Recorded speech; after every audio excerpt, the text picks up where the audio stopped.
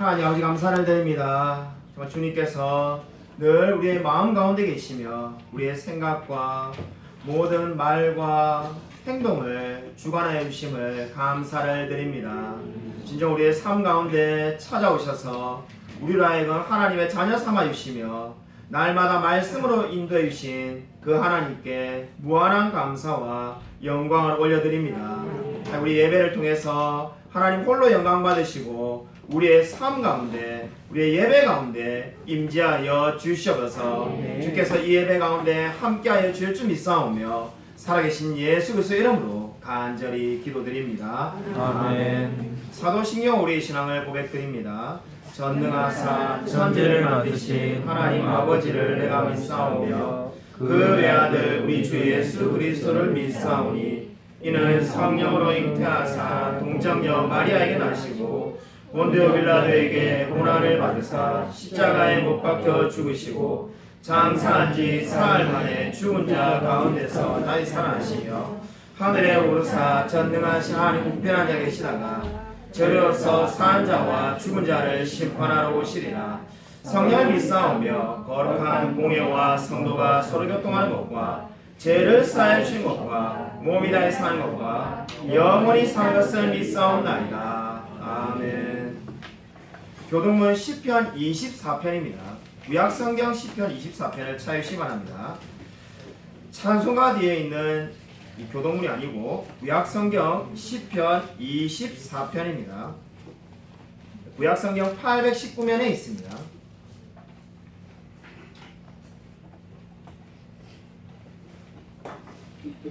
구약성경 819쪽입니다. 시편 24편 1절부터 끝절까지를 제가 한 절, 성도님들이 한 절 교독하도록 하겠습니다. 땅과 거기에 충만한 것과 세계와 그 가운데 사는 자들은 다 여호와의 것이로다. 여호와께서 그 터를 바다 위에 세우시며 강들 위에 건설하였도다. 여호와의 산에 오를 자가 누구며 그의 거룩한 곳에 설 자가 누구인가? 곧 손이 깨끗하며 마음이 청결하며 뜻을 허탄한 데에 두지 아니하며 거짓 맹세하지 아니하는 자다. 그는 여호와께 복을 받고 구원의 하나님께 의를 얻으리니 이는 여호와를 찾는 족속이요 야곱의 하나님의 얼굴을 구하는 자로다. 문들아 너희 머리를 들지어다. 영원한 문들아 들릴지어다. 영광의 왕이 들어가시리로다. 영광의 왕이 누구시냐 하고 능한 여호와시오 전쟁에 능한 여호와시로다. 문들아 너희 머리를 들지어다. 영원한 문들아 들릴지어다. 영광의 왕이 들어가시리로다. 영광의 왕이 누구시냐 만군의 여호와께서 곧 영광의 왕이시로다. 아멘. 찬송가 134장 다 함께 하셔서 찬송가 134장 부르시겠습니다.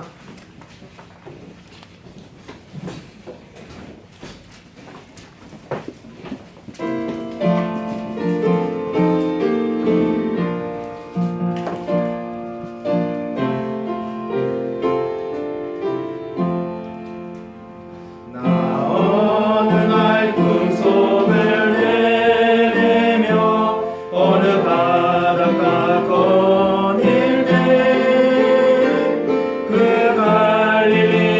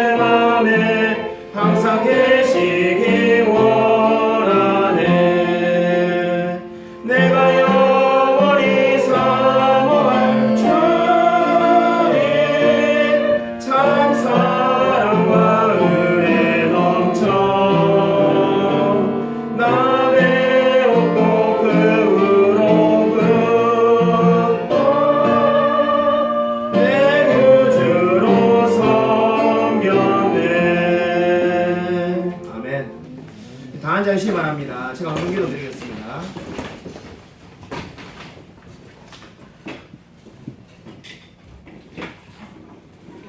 그렇습니다. 주님, 맹인을 눈뜨게 하시고 손 마른 사람의 손을 고쳐주시며 38년 된 병자도 고쳐주시는 그 주님께서 우리의 영혼도 고쳐주셨음을 믿습니다.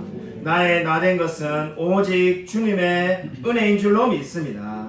우리가 탁월한 사람이어서 하나님을 만난 것이 아니라 하나님이 먼저 사랑하셨고 우리가 아직 죄인 되었을 때 우리를 구원하신 그 주님께 감사를 올려드립니다. 아멘. 이러한 신앙의 고백으로 하나님께 헌금을 드립니다. 바라옵기는 아직까지 복음을 알지 못하는 우리의 사랑하는 가족과 친척과 친구와 그리고 땅끝까지 멀리 있는 수많은 영혼들에게 이 복음이 전파되어지기를 소원합니다. 날마다 우리가 복음이 전파되는 이 역사를 위해서 기도할 수 있도록 은혜 부어 주시옵소서. 2023년에는 더 큰 믿음을 가지고 더 주님의 은혜를 사모하는 자로 살아갈 수 있게 되어지기를 소원합니다. 하나님, 정말 내 입을 크게 열라 내가 채우려 하는 그 말씀처럼 우리가 정말 입을 크게 열어서 주님의 은혜를 사모하며 갈망하며 나아갈 수 있도록 역사하여 주시옵소서.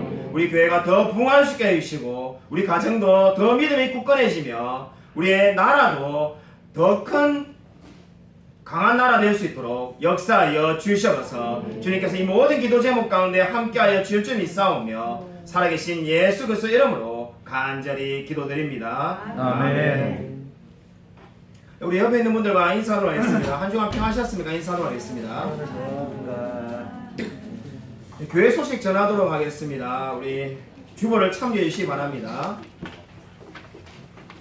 새가족 공부 수료 우리 광고 이후에 수료식을 거행하도록 하겠습니다. 우리 박철홍 집사님과 소정 집사님이 새가족 공부를 수료하셨는데 광고 이후에 진행하겠습니다. 중직자 선거가 4월 2일 주일에 있습니다. 이렇게 여러 차례 광고를 하는 이유는 우리 세대 교인의 절반 이상이 참석해야 이 선거가 진행이 됩니다. 그걸 안 하면 무효가 됩니다. 이 교회법이 그렇기 때문에 여러분이 꼭 날짜를 기억하셔서 꼭 오셔서 투표를 해주셔야만 합니다. 이 권사님, 안수입사님은 선출 직분이기 때문에 여러분이 하나님 앞에서 정직하게 뽑는 겁니다. 그래서 여러분이 꼭 그걸 기억해 주시고 조만간에 우리 선거인단도 우리 리더분들이 우리 임명했는데 조만간에 발표하도록 하겠습니다. 그래서 여러분이 꼭 기억하셔서 날짜를 기억해 주시기 바랍니다. 정교인 야유회를 갑니다. 4월 30일 주일에 우리 관광버스를 대절해서 장소는 아직 대구도를 갈까 싶은데 미확정입니다. 우리 뭐 홍천도 있고 여러 가지 우리 장소가 물망이 되고 있는데 정해지는 대로 알려드리겠습니다만은 날짜는 뭐 어떻게 됐든지 비가 오든 무슨 일이 있든 이 날짜 그대로 하겠습니다. 지난해에 우리가 갑자기 야유회를 정해서 여러분들이 못 가셨는데 미리 날짜를 정했으니까 여러분이 꼭 참석해 주시면 좋겠습니다. 소요리문답 강의 12주차 중에 9주차 오늘 점심 이후에 진행합니다. 참석해 주시기 바랍니다. 2023년 선교주일 1월 29일에 김태정 선교사님이 오셔서 말씀을 전해주십니다. 이 전 호프 대표십니다. 이 호프라고 선교단체 중에 아주 유명한 선교단체가 있습니다. 우리 귀한 선교사님을 모시게 됐으니까 1월 29일에 꼭 참석해 주시기 바랍니다. 다음 주 주일은 설 연휴 관계로 학생부 주일학교 예배는 따로 드리지 않고 오전 11시 지금 이 시간에 예배 한 번만 드립니다. 그래서 학생들이나 어린아이들도 다 이 시간에 다 참석해 주시기 바랍니다. 학습 세례식 2월 19일에 있습니다. 우리 지난해 했어야 되는데 지난해 소요리문답 암송하지 않아가지고 우리 교회에 생긴 역사 이래로 처음으로 연기가 되었습니다. 이번에는 이미 한 명이 다 암송하고 있기 때문에 무조건 진행하도록 하겠습니다. 대상자가 4명의 학생인데 뭐 한 명이 암송하든 2명이 암송하든 이 대상자를 그대로 진행하도록 하겠습니다. 주보에 없는 광고 드리겠습니다. 연말정산이 필요하신 분은 오늘 예배 마치고라도 제게 말씀하시면은 제가 알기로 이번 주에 아마 대부분의 회사들이 신청해야 되는데 만드는데 2-3분만 하면 되니까 여러분이 꼭 받아가시기 바랍니다. 제일 안타까운 분이 내가 교회 조그만한 교회인데 내가 보태줄 건 없고 연말정산을 안 받아가면은 교회에 도움이 되겠지 이러는데 도움이 되는 게 하나도 없습니다.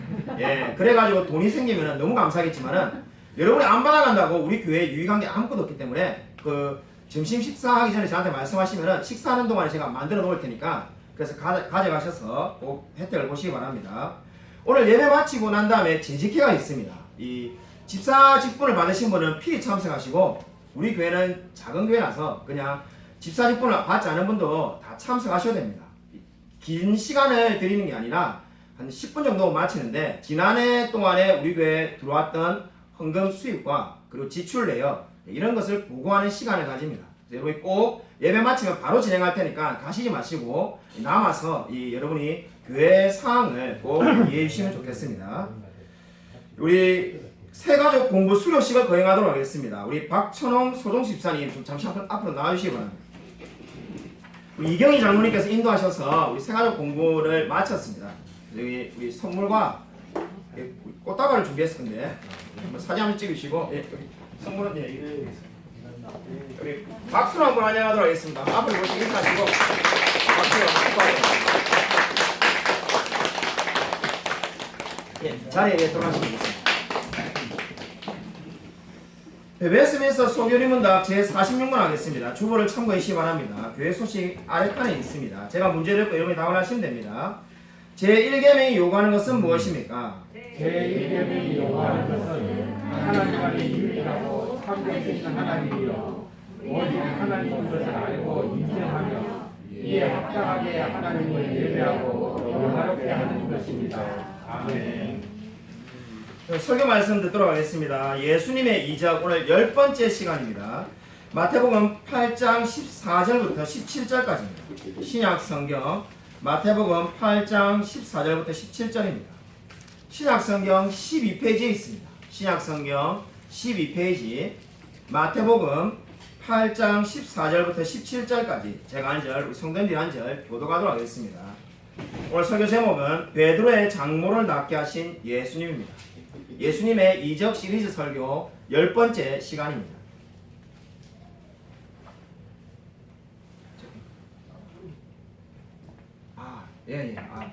저는 우리 이게 사모가 쳐다보길래 어떻게 내 마음을 알고 이게 물 좀 한 잔 따라 주지, 물이 좀 부족한데, 저는 그런 생각이 좀 많아요. 그게 아니라 우리 새가족 소개를 하지 않았다고. 마음이 다르니까. 우리 김선희 성도님 이 동생분이 오셨는데 김도희 성도님께서 오늘 새로 오셨습니다. 한번 박수로 한번 환영하도록 하겠습니다. 처음으로 예배드려 오셨는데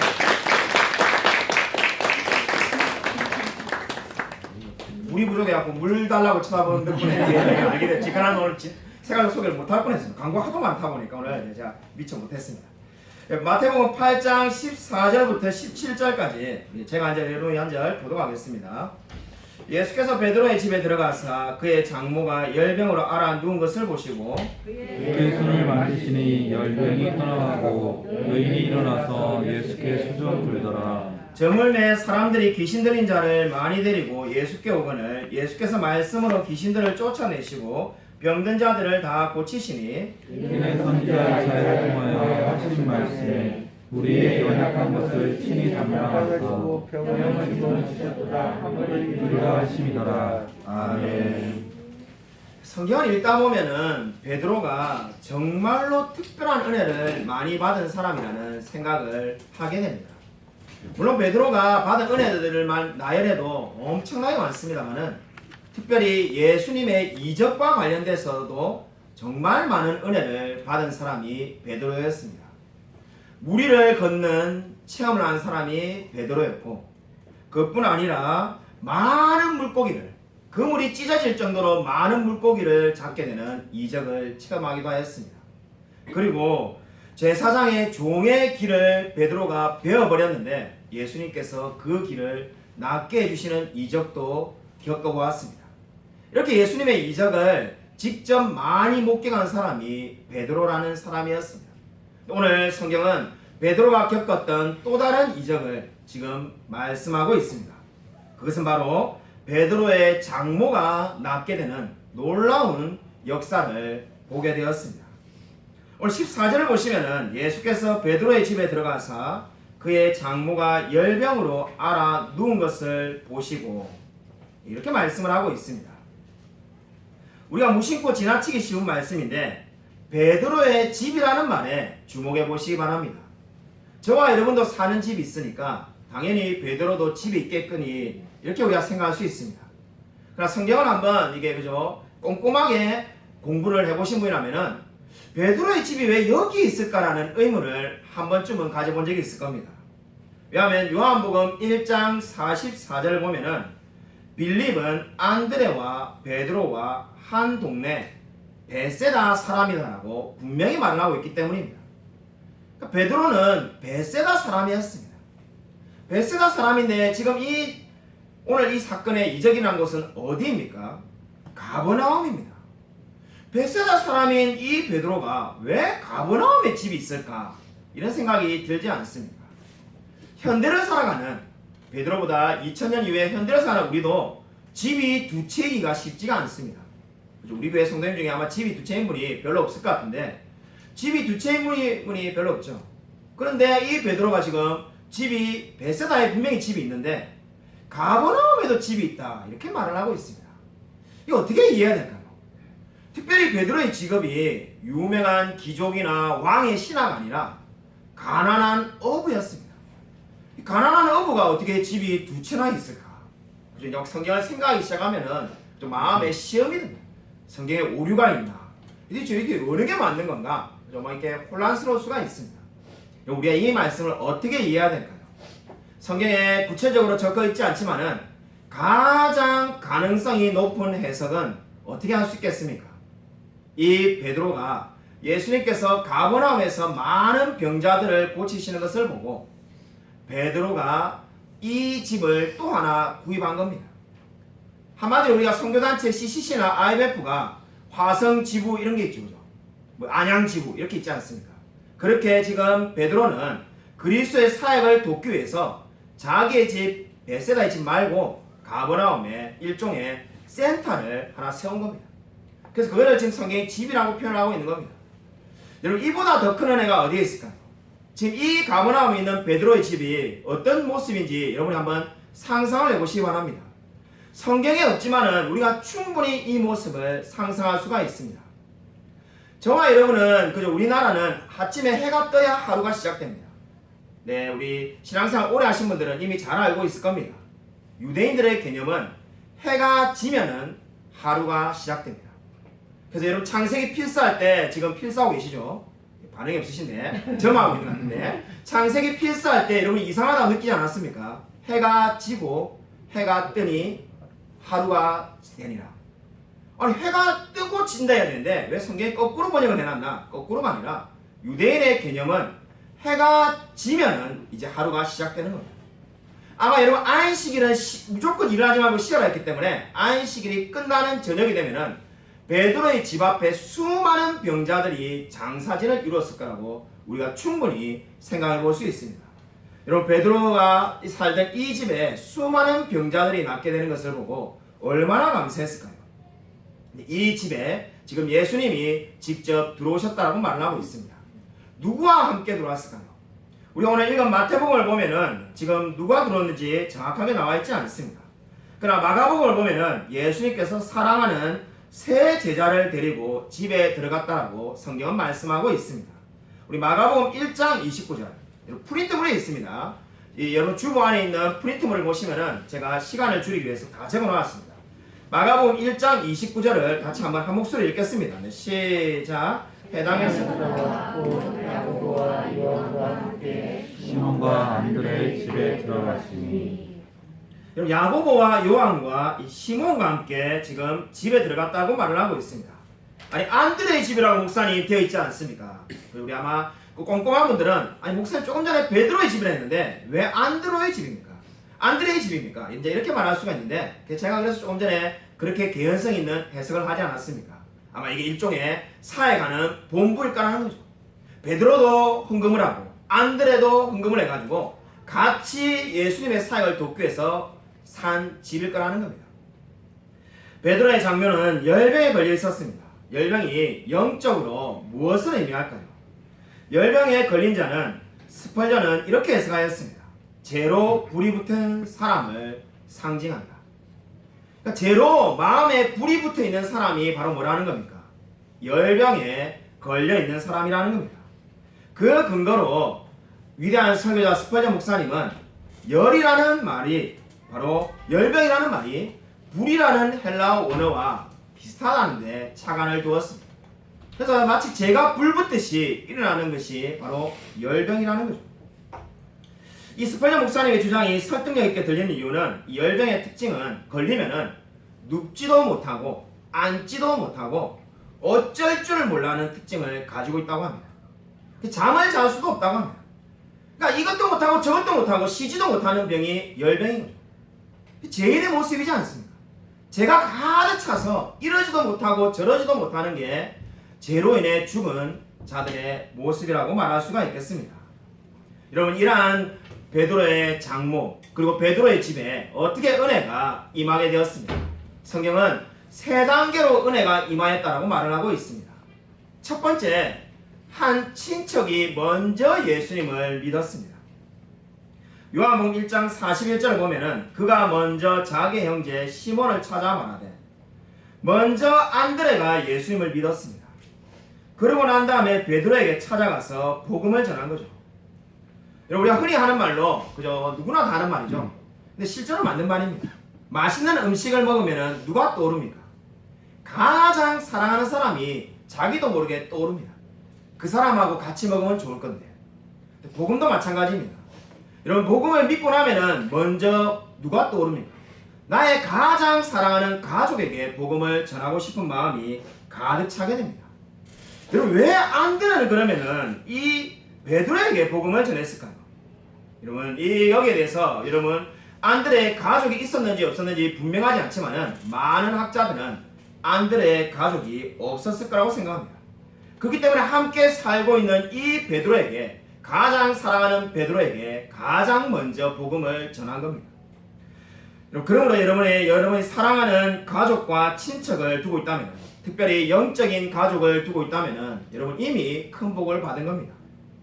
그 한 사람이 온 가족을 다 예수님 믿는 사람으로 바꾸어 놓기 때문입니다. 여러분, 성경을 보면은 아브라함이 나이가 너무나 많이 들었을 때 어떻게 했습니까? 조카 롯을 위하여 창과 칼을 들고 싸우러 갔습니다. 그것만 해도 대단한데 더 감동적인 것은 이 아브라함이 창세기 18장에 롯을 구원해달라고, 조카 롯을, 아들이 아닙니다, 조카를 구원해달라고 하나님께 얼마나 간절하게 기도합니까? 그리고 그 기도대로 롯과 그의 가족이 구원을 받았습니다. 여러분, 기도가 얼마나 대단할까요? 저는 기도에 대해서 저의 신앙의 표현으로 말하면 늘 이렇게 말합니다. 기도하는 사람을 그 누구도 이길 수가 없다. 기도하는 사람을 이길 수가 없습니다. 제가 모태신앙인데 고등학교 때 불신자였습니다. 수많은 수련회를 우리 부모님들이 보내줬는데 오히려 수련회, 우리도 지금 이번 주에 갔다 왔습니다만은 수련회를 갔다 와서 저는 뭐라고 고백했냐면은 하나님은 살아계시지 않는다. 어느 날 고등학교 1학년 때 우리 부모님이 충격을 받았습니다.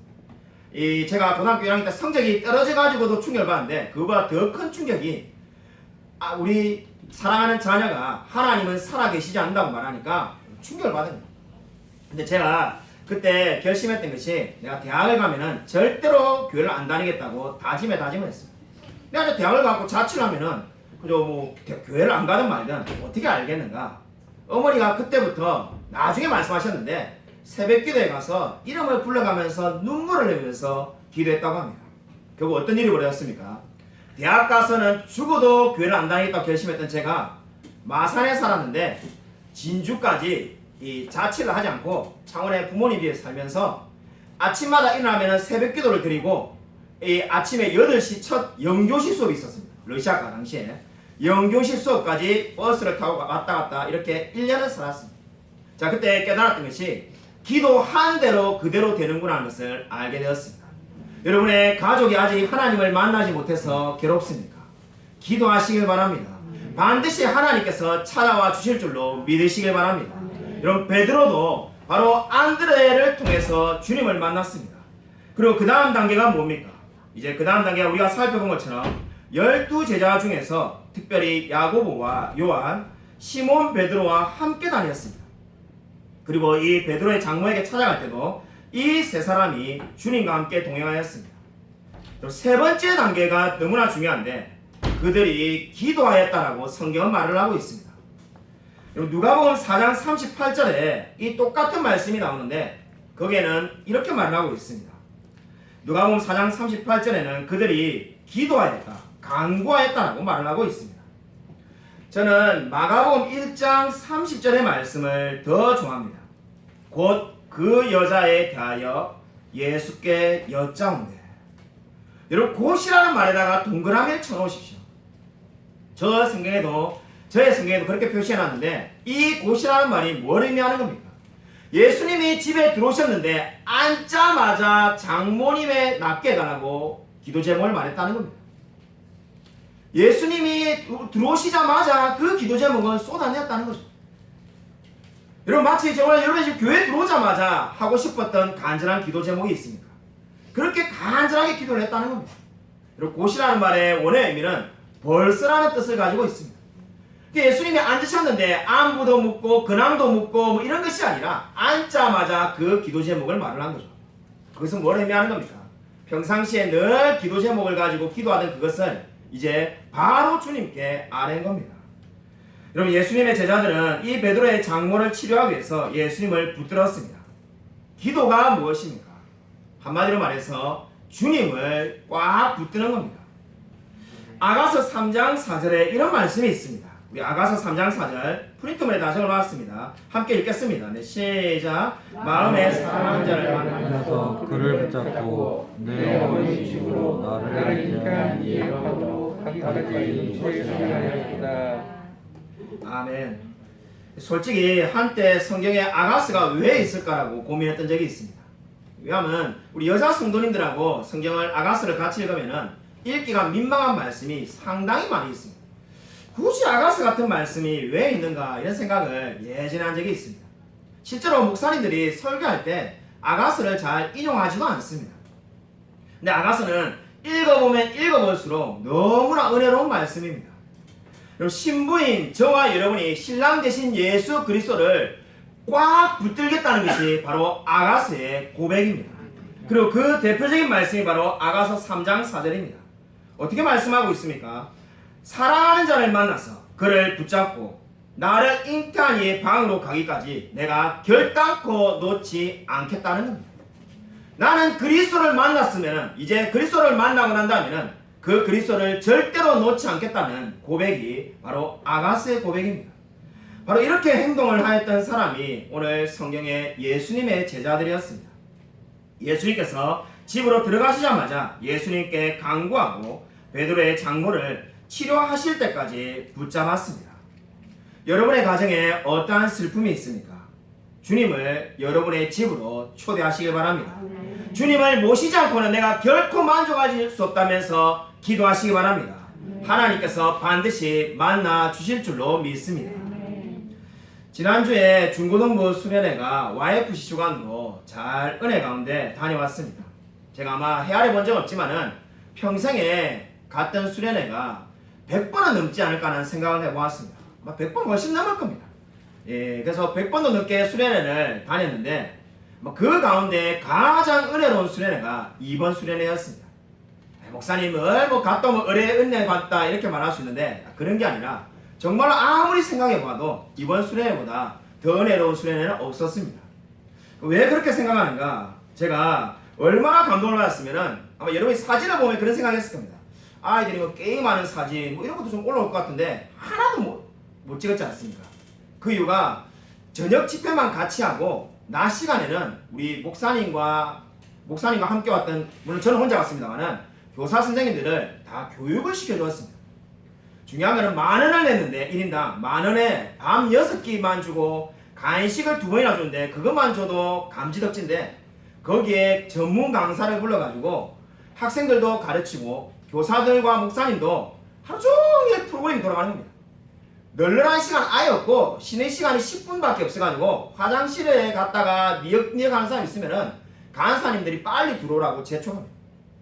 계속 공부를 배웠는데 정말 그런 수련회가 어디에 있겠습니까? 제가 그 수련회 중에 너무 감동받아가지고 사람들 앞에서 우리 제가 보드게임 1등을 해가지고 상을 받으니까 한마디 해놨는데 제가 그때 이렇게 했습니다. 이게 제가 오랜만에 하는 이야기인데 예전에 제가 개측 초기에는 한번 제가 간증을 했습니다만은 제가 예전에 화투를 엄청나게 잘 쳤는데 그 끼가 남아있는지 제가 한 1등을 안 하고 싶었는데 부득이하게 1등 했습니다. 참 이게 정말 이게 과거를 숨길 수가 없구나 이런 생각을 했습니다. 자, 근데 그 상황 가운데 제가 뭐라고 말했냐면은 제가 정말로 해마다 이 수련회에 무조건 오겠습니다 이렇게 말했어요. 얼마나 감동을 받았든지 제가 정말로 목회하는 동안에 이 수련회를 계속 오고 싶습니다 이렇게 말했는데 잘 때 생각해보니까 이게 아니구나 이런 생각이 들어요. 왜냐하면은 이게 그냥 평범한 수련회면 가면 되는데 중고등부가 10명 이하인 교회만 갈 수가 있으니까 부흥을 안 하겠다는 말과 똑같지 않습니까? 빨리 부흥해가지고 안 가야 되는데 그래서 이거 잘못 말했구나 라는 생각이 들 정도로 감동이었습니다. 그뿐만 아니라 수련회 마치고 우리 예림이가 집에 왔는데 예림이가 가지고 있는 그 워크북을 보니까 수련회 워크북에 맨 뒤에 담당했던 조 간사님이 빼곡하게 손으로 편지를 썼습니다. 이번 수련회 처음 만난 그 아이를 위해서 얼마나 간절하게 편지를 썼던지 감동을 받았습니다. 그걸 모든 학생들에게 한 거죠. 고작 이제 그 간사님이 20대 초반에 그 나이밖에 안 되는 그 간사님이 생전 처음 본 아이를 위해서 주님을 만나라고 빼곡하게 편지를 쓴 거죠. 요즘같이 스마트폰 시대에 자필로 누가 편지를 쓰겠습니까?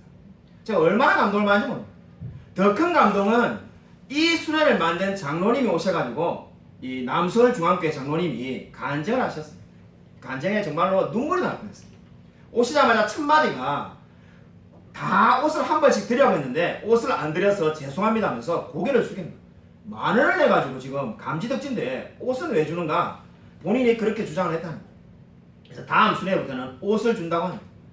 더 놀라운 것은 이 장로님이 20년 전에 이 수련회를 만들자고 당에 건의했다고 합니다. 당시에 담임 목사님과 장로님들이 반대했다죠. 아니 그 누군지도 알지 못하는 사람들 위해서 우리가 왜 1년에 수천만 원씩 돈을 드릴 거냐. 그런 거 하지 말자. 근데 이때 이 장로님이 뭐라고 말했냐면은 자신이 남서울 중학교의 개척 멤버인데 그때 어머니를 따라서 중학교 2학년 때 서울 장충고등학교 야구장 그 펜스 밑에 있는 집에서 예배가 처음으로 드렸다고 합니다. 그때 자기가 있었답니다. 근데 그때 보니까 교회가 너무 작고 힘들어가지고 고등학교 1학년 때부터 본인이 교사를 했답니다. 그때 이미 결심했다고 합니다. 만약에 우리 교회가 커지면은 가난한 작은 교회를 도와야 된다. 그래서 본인이 장로님이 되셔서 그거를 제안하고 20년 전에 처음으로 드림 캠프가 시작됐다는 거죠. 그리고 이렇게 말하면 장로님이 간증을 한 1시간 했을 거라 생각하는데 제가 말한 내용이 전부입니다. 딱 10분 간증을 하고 나머지 모든 시간을 앉아있는 선생님이나 목사님이 나오셔서 간증을 하면은 본인이 사가지고 온 선물을 드리겠다고 해가지고 본인은 10분밖에 이야기하지 않았습니다. 겸손하게 다른 사람이 다 간증해서 그 은혜를 나누자고 말을 했습니다. 세상에 이런 수련회가 또 있을까요? 세상에 그 어떤 수련회가 그저 만 원을 내고 이렇게 모든 것을 다 해주고 교사도 가르쳐주고 학생도 도와주고 이런 수련회가 세상에 어디에 있겠습니까? 정말로 갔다 와서 우리 학생들이 얼마나 많이 변했는지 모릅니다. 어떤 학생은 자기가 20살이 되면은 간사로 지원하겠다고 결심한 학생도 있고 여러 학생들이 거기서 사귀었던 친구들과 연락을 주고받아가지고 이제 계속 만날 거라고 말을 합니다. 정말 아이들이 변화되었음을 느끼게 됩니다. 기도를 해주신 우리 성도님 모든 성도님들께 감사를 드립니다. 여러분 우리 15절 말씀을 다시 한번 같이 한번 읽겠습니다. 우리 15절 같이 한번 읽겠습니다. 네, 다시 한번 읽겠습니다. 마태복음 8장 15절입니다. 네, 시작. 그의 손을 만지시니 열병이 떠나가고 여인이 일어나서 예수께 수종 들더라. 아멘. 여러분 베드로의 장모가 낳자마자 예수님께 수종을 들었습니다. 세상에서 하는 치료는 그 어떤 병을 겪든지 간에 그 어떤 병이 나았든지 간에 재활치료기간 같은 것이 있습니다. 오래 있어야지 이제 그것이 아물어지는 거죠. 근데 예수님이 지금 치료하신 이 장모는 낳자마자 바로 뭘 했다는 겁니까? 예수님께 수종들더라. 순종하며 섬겼다고 말을 하고 있습니다. 여기서 우리가 알 수 있는 중요한 영적인 진리가 있습니다. 이 베드로의 장모는 언제 믿음이 생긴 걸까요? 성경에 언제 믿음이 생겼다는 말은 없습니다. 근데 언뜻 보면은 이 수종들 때 믿음이 생겼다는 생각을 가지기가 쉽습니다. 근데 이렇게 수종드는 것은 확신입니다. 이미 믿음의 확신, 구원의 확신을 가지고 예수님을 섬기는 겁니다. 그럼 믿음은 언제 생겼습니까? 연약한 손으로 예수님께 손을 내밀 때, 그리고 예수님이 손을 만지실 때 믿음이 생긴 줄로 믿으시기 바랍니다. 여러분, 이것을 아는 것이 너무나 중요합니다. 수많은 성도님들이 이미 믿음을 가지고 있지만 믿음에 확신이 없어가지고 자신이 믿음이 없다라고 오해합니다. 이미 믿음을 가지고 있지만은 너무나 연약하고 작은 믿음을 가지고 있으니까 나는 믿음이 없구나 이렇게 말을 합니다. 그러나 믿음이라는 것은 어떻습니까? 주님께 손을 내밀 때 이미 믿음이 있는 겁니다. 신앙으로 고백한다면은 주님께서 저를 사랑하셔서 예수님께서 나를 위해 죽으신 줄로 믿습니다. 이렇게 고백할 때는 이미 확신을 가지고 있는 사람입니다. 그 단계가 믿음이 아닙니다. 이렇게 말할 수 있는 사람은 뭡니까? 이미 확신을 가지고 있는 사람입니다. 이렇게 믿음이 있는 사람에게 성경은 산상수훈을 가리키고 심령이 가난해라, 애통해라, 온유하라고 말을 하는 겁니다. 구약에서도 마찬가지입니다. 이사야 66장 2절에 보면은 물은 마음이 가난하고 심령에 통해하고 내 말을 듣고 떠는 자 그 사람은 내가 돌보려니와 이렇게 말을 합니다. 마음이 가난하다는 것이 산상수훈의 심령이 가난하다는 것과 똑같은 말입니다. 그리고 하나님의 말씀을 듣고 떠는 사람, 두려워한다는 거죠. 이 사람이 누굽니까? 이미 믿음이 있고 확신이 있는 사람입니다. 여러분, 이런 사람들은 다 그리스도인입니다. 비그리스도인은 어떤 사람입니까? 여러분이 전도할 때 비그리스도인에게 심령이 가난해라, 온유해라, 애통해라 이렇게 말한 적이 있습니까? 그 누구도 그렇게 전도하지 않습니다. 그러면 예수님을 믿지 않는 자들에게는 어떻게 복음을 전해야 됩니까? 여러분, 바울과 신약성경에 보면은 간수가, 감옥에 있는 간수가 만나 사는 대화가 있습니다. 사도행전 16장 30절 31절에 대화가 있는데 간수는 뭐라고 말합니까? 내가 어떻게 하여야 구원을 얻으리까? 이렇게 묻습니다. 여러분, 절대로 믿음이 없는 사람이 주님이 나를 사랑하셔서 십자가를 지시고 죽으셨습니다 이렇게 고백하지 않습니다. 그럼 이미 믿음이 있는 사람이죠. 믿음이 없는 사람은 내가 어떻게 해야 구원을 받습니까? 라고 묻습니다. 이게 비그리스도인의 모습입니다. 그때 바울이 뭐라고 말합니까? 산상수훈을 읽어봐라 이렇게 말하는 것이 아닙니다. 여러분, 성경을 집에 가서 읽어보고 오십시오, 기도해보고 오십시오 라고 말하는 것이 아니라 바울은 딱 한 가지를 말합니다. 주 예수를 믿으라. 그리하면 너와 내 집이 구원을 얻으리라. 여러분, 이 말씀이 무엇을 보여줍니까? 정말로 하나님을 만나지 못한 사람에게는 딱 한 구절의 성경만이 필요할 뿐입니다. 주 예수를 믿으라. 근데 이미 믿음 있는 사람에게 이 모든 성경 말씀이 필요한 겁니다. 그러고 나면 여러분이 나는 믿음이 없는 것 같아요 목사님, 저 죽으면 천국 갈 수 있을까요? 난 믿음이 너무 약해 보여요. 그러한 상태에 있을지라도 거의 대부분의 성도님들이 믿음이 이미 있는 사람들입니다. 그럼 그 모습은 뭔가 확신을 잃어버린 거죠. 위대한 청교도들이, 우리가 지금 배우고 있는 소요리문답을 만든 사람들이 청교도들인데 웨스트민스터 신앙고백서를 만들 때 엄청나게 길게 이 부분을 썼습니다. 믿음과 믿음의 확신은 다르다는 거죠. 한번 여러분이 믿음을 가지면은 여러분의 믿음은 결코 취소되지 않습니다. 여러분이 마음에 성령님을 모시면은 그 성령 하나님은 절대로 여러분을 다시 떠나지 않습니다. 근데 왜 나는 그럼 믿음이 없다는 생각이 종종 들까? 여러분이 확신을 잃어버렸기 때문입니다. 철력정 한번 집에 가서 꼭 읽어보십시오. 철력정을 말하면 주인공 크리스찬이 두루마리를 잃어버린 것과 똑같은 모습에 해당되는 겁니다. 그러나 그 두루마리를 다시 찾았을 때 확신을 가지는 거죠. 그러므로 여러분이 아마 고민하는 나는 믿음이 없는 사람이라는 생각하는 그 모습은 여러분이 믿음이 있지만은 확신이 없는 경우가 대부분일 거라고 여러분이 생각하시면 됩니다. 오늘 성경의 믿음은 어떤 모습이었습니까? 예수님께 연약한 손을 내밀 때가 이미 믿음이 있는 모습이었습니다. 그리고 수종을 들 때는 이 베드로의 장모는 이제 확신에 차서 감사하며 주님을 섬긴 줄로 믿으시기 바랍니다. 여러분, 2023년이 벌써 15일이나 지났습니다. 정말 우리가 너무나 흔한 이야기인데 설교에서 낯설게 하기가 중요하기 때문에 여러분이 다 아는 이야기는 가급적 안 해야 되는데 여러분이 전부 다 아는 이야기를 하나 하겠습니다. 20대 때는 40km로 속도로 움직이고 30대 때는 60km로 움직이고 40대 때는 80km로 달려간다 세상이, 이런 말이 정말로 실감이 납니다. 정말 엊그제 송구의 신임을 드린 것 같은데, 그죠? 내 입을 크게 열라 내가 채우리라 이렇게 했던 것 같은데 벌써 15일이 지났습니다. 세월이 얼마나 빠른지 모릅니다. 혹시 여러분 성경 필사 창세기 쓰다가 벌써 포기한 분 있지 않을는지 모르겠습니다. 성경 1도 가려고 하다가 벌써 공감하시는데 공감하면 안 되는데 예, 성경 1도 가려고 하다가 야 못하겠다 올해도 포기하자 그죠? 나는 우리 이경희 장로님 같이 8독은 고사하고 1독도 못하겠다 이렇게 포기한 분이 있었는지 모르겠습니다. 저와 여러분에게 꼭 필요한 게 뭘까요? 인내가 필요합니다. 영적으로 가치 있는 일 중에 그 어느 것 하나도 인내 없이 이루어지는 것은 없습니다. 좀 더 구체적으로 말하면 저와 여러분이 거듭나는 것 외에는 모든 이제 영적인 생활은 다 인내를 필요로 합니다. 여러분 성경을 우리가 읽다 보면은 제가 지난주에 묵상하다가 크게 은혜를 받았는데 원래 금요기도회 때 설교를 하려고 하다가 금요기도회 설교 분량이 너무 긴 것 같아가지고 빼버렸습니다. 근데 생각을 해보니까 이렇게 큰 은혜를 나눠야 되겠다 싶어가지고 제가 여러분에게 나누고자 합니다. 열왕기하 13장을 여러분이 집에 가서 꼭 읽어보시기 바랍니다. 여러분 열왕기하 13장을 읽어보면은 요아스 왕의 이야기가 나옵니다. 당시에 이스라엘을 너무나 괴롭히는 아람이라는 나라가 있었습니다. 이 아람이 너무나 이스라엘 괴롭히니까 요아스 왕이 아람을 물리쳐달라고 하나님께 기도합니다. 근데 기도하는데 딱 3번 기도하고 난 다음에 이 포기해버립니다. 땅을 치라고 말하는데 땅을 딱 3번 치고 꼭 기도하고는 포기해버립니다. 근데 성경에 뭐라고 말합니까? 5번, 6번을 만약에 너가 땅을 쳤다면 하나님 말씀대로 아람을 진멸했을 거라고 말을 합니다.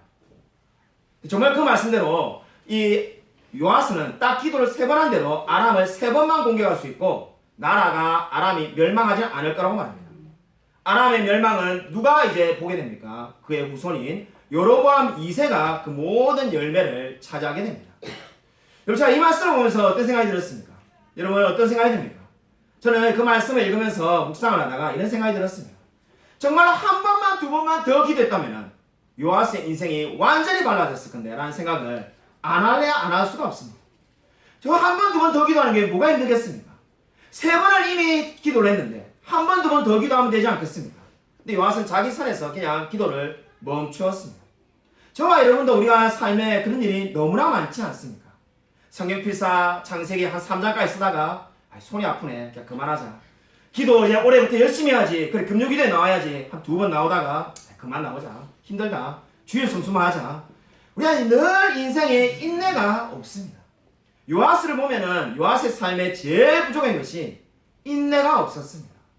여러분 저와 여러분이 하고 있는 기도가 이제 한 번만 더 할 때 응답받을는지도 모릅니다. 여러분 워치만이라는 이 중국의 유명한 성경 교사가 있습니다. 그 워치만이가 기도에 대해서 이런 좋은 말을 하였습니다. 기도는 저울에다가 카드를 올려놓는 것이다. 이게 무슨 의미일까요? 여러분 옛날에 우리가 쓰던 저울을 보면은 거기에 카드 같은 걸 올려놓아봐야 저울이 움직이지 않습니다. 한 장, 두 장 아무리 쌓아도 움직이지 않습니다. 그러나 이게 많이 쌓으면 어떻게 됩니까? 그때 눈금이 움직이는 거죠. 워치만이가 강조하는 것은 내가 오늘 한 번 기도해봐야 아무런 변화가 일어나지 않습니다. 나의 남편을 보내달라고 한 번 기도해봐야 달라진 게 아무것도 없습니다. 몇 번 기도하다가 요아스처럼 포기하는 거죠. 에이 이제 그만하자. 근데 그것이 쌓이고 쌓일 때 마치 저울에 카드가 쌓이는 것처럼 기도가 쌓일 때 어떻게 됩니까? 그때 역사가 일어나는 줄로 믿으시기 바랍니다. 여러분 정말로 기도하시길 바랍니다. 신년에 세운 기도 제목 결코 포기하지 마십시오. 여러분이 기도할 때 반드시 하나님이 응답해 주실 줄로 믿으시기 바랍니다. 여러분 1869년에 미국에 도널드나 카메론이라는 사람이 태어났습니다. 미국의 캘리포니아 농장지대에서 태어났습니다. 사범대학에 들어갔는데 안타깝게도 아버지가 급사해서 대학을 자퇴하고 말았습니다. 먹고 살 길은 농장일밖에 없다 생각하고 농장일을 할 때 교회에 이 중국인들을 돕는 선교사님이 왔습니다. 그 선교사님이 와서 이렇게 도전하였습니다. 지금 여러분이 우리가 살고 있는 이 캘리포니아에 수많은 중국인 소녀가 끌려와가지고 노예로 살다가 죽는 것을 알고 있는가? 도널드 카메론이 충격을 받았습니다. 같은 캘리포니아에 사는데 자기는 전혀 그런 일을 몰랐는데 미국의 백인 남성들의 성욕을 채우기 위해서 수많은 중국인 소녀를 납치해 와가지고 다 그들을 노예처럼 쓰다가 다 사창가에 보내고 이래서 당시의 평균 수명이 중국에서 미국으로 끌려온 여자들이 5년을 살지 못했다고 합니다. 그래서 선교사님이 눈물을 흘리면서 도전을 합니다. 여러분이 이 일을 해야 됩니다. 여러분이 아니면 누가 일을 합니까? 미국은 죄를 짓고 있습니다. 이러면서 이제 도전을 했습니다. 도널드나 카메론이 그 일을 하기로 결심을 합니다. 그래서 그 선교사님과 그 일을 같이 합니다. 근데 안타깝게도 선교사님이 그렇게 도전했던 선교사님이 몇 달 뒤에 병에 걸려가지고 급작스럽게 죽습니다. 그래서 이제 복음을 전할 사람, 그 일을 할 사람이 도널드나 카메론밖에 남지 않게 되었습니다. 혼자서 부단히 애쓰면서 기도하고 또 기도했습니다. 혼자서 뭘 할 수 있겠나 생각했지만은 기도하고 또 기도했습니다.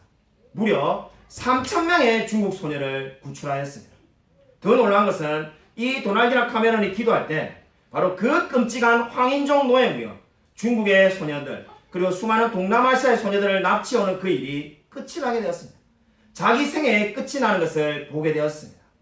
여러분, 이 아이가 무엇을 보여줍니까? 한 사람이 기도할 때 미국이 변화되었습니다.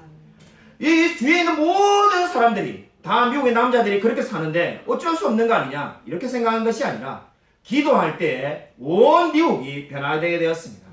여러분, 기도하시길 바랍니다.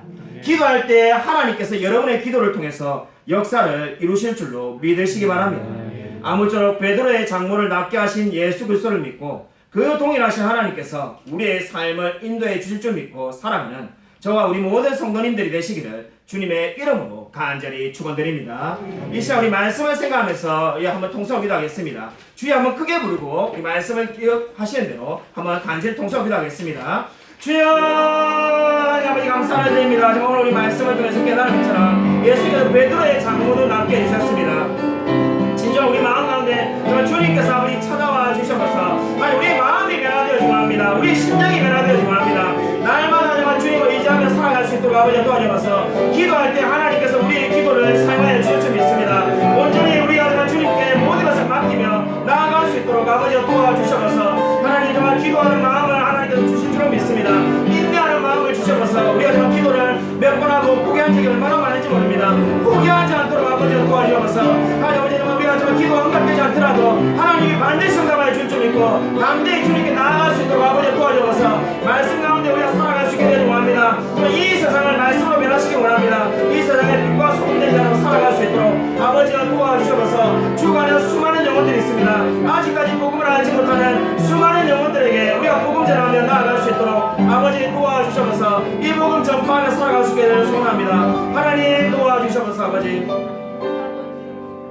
하나님 아버지 감사를 드립니다. 오늘 성경이 말씀하신 것처럼 진정으로 예수님께서 우리의 모든 죄를 다 용서해 주셨음을 고백드립니다. 하지만 예수님께서 베드로의 장모를 낫게 하신 것처럼 우리 마음에 있는 헛된 욕망과 죄악들을 다 십자가에 못 박으며 살아갈 수 있도록 은혜 부어 주셔서 하나님 무엇봐도 2023년에 기도하는 한 해가 되어지기를 소원합니다. 우리 마음에 정말 성령님께서 주시는 그 거룩한 기도 제목을 가지고 우리가 날마다 인내하며 무릎으로 하나님께 나아갈 수 있도록 역사하여 주셔서 하나님 우리가 정말 게을러서 기도하기를 쉬는 죄를 범치 않게 해주시며 항상 기도하며 주님께 모든 것을 아뢰며 살아갈 수 있도록 역사하여 주셔서 그래서 2023년에는 우리 각자 한 분 한 분 성도님들의 마음이 변화되어지며 우리 가정이 복음으로 가득 차며 우리 교회가 부흥할 수 있도록 하나님 역사하여 주실 줄로 믿습니다. 주님께서 이 모든 기도 제목 가운데 함께하여 주실 줄 믿사오며 살아계신 예수 그리스도 이름으로 간절히 기도드립니다. 아멘. 다 함께 나셔서 찬송가 293장 부르신 후에 제가 축도드림으로써 예배를 마치겠습니다.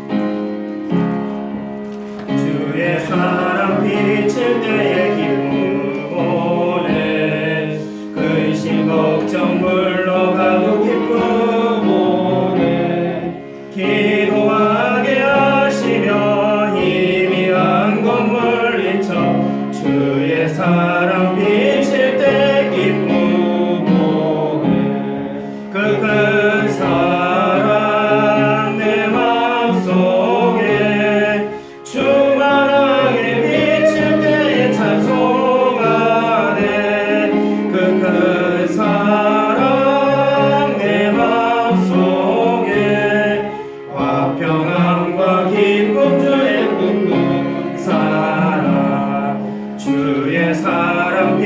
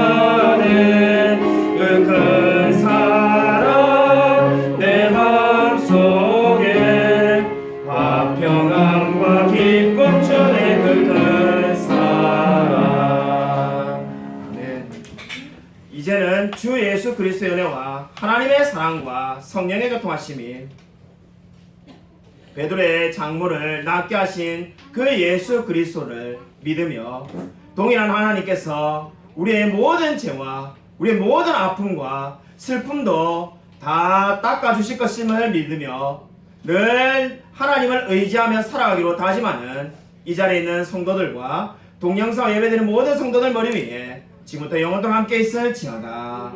아멘.